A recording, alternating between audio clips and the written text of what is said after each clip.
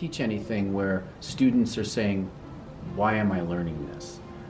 Hello and welcome back to my channel. So today I'm going to be talking to you a little bit about my experience when I went and interviewed my high school environmental studies teacher. I think it's really important to hear a teacher's perspective who's actually teaching environmental studies, and I thought I would interview him because he was the first person that really introduced me to the topic of environmental studies and really brought to my attention how much we are really affecting our world today, and the actions that we do are directly affecting our future generations. And I mean, everything has a cause and effect. So it really showed me that in order to really help the problem of climate change, of water scarcity, of coral bleaching, in order to really make a change, you have to make a change within yourself. I honestly am very thankful for this class and for my teacher, Mr. Cherniak, because he really ignited this passion in me, and now I am, environmental studies minor in school right now. I think everyone at some point in their life should take an environmental studies class, whether that's in high school, whether that's in college. So environmental studies class really just shows what's happening in the world right now, and what we are doing as humans are affecting the world around us, and how this can affect our generations later on. And after taking that class in high school, I really questioned the things I was doing. There's so many things that we are doing that's affecting our world right now, that it's current, that's happening right now. And environmental studies really brings that to our attention. And you wouldn't necessarily know these things are happening in our world unless you take a class like environmental studies.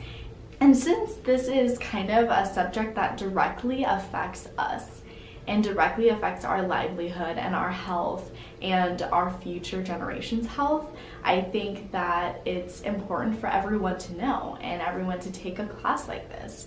So I asked my teacher a series of questions, and I will be showing the interview to all of you. So here it is.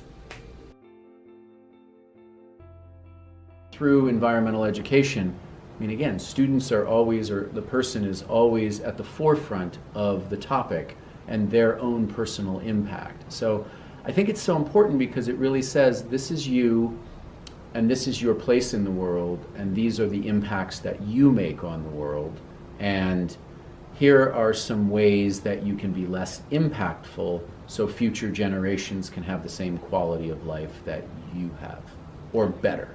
Mm-hmm. This is how I want to approach science education, as science is a way to provide for solutions for quality of life, not just for humans, but for all species on the planet for generations to come.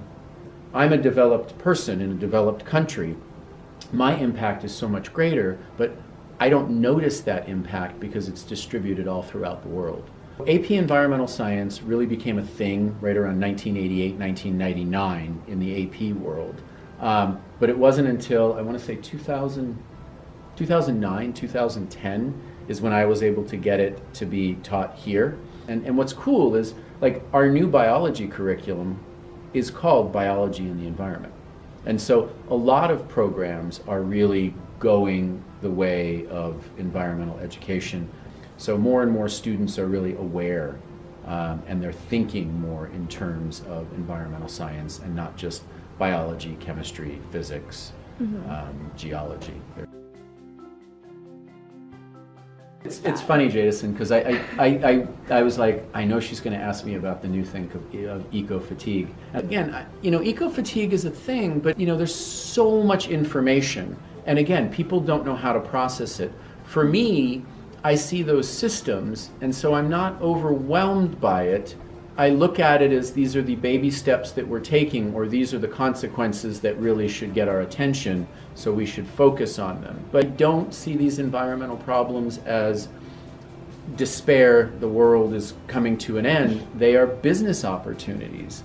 And if someone were to look at this problem from an economic perspective, this is an opportunity to start a business and disrupt the systems. Because that's really what we need, is to disrupt the systems that got us into this in the first place. So our quality of life now is based on fossil fuel economy post World War I, World War II. Yeah. And we built a whole entire country, and many countries did the same thing, based upon this fossil fuel world.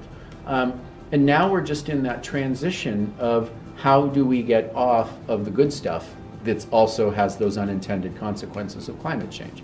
When I was your age, it was we're going to run out of oil, and then we don't know what to do. And now it's oil is killing us, so we have to look at different ways to, do something else. And we are, but it's just very, very slow.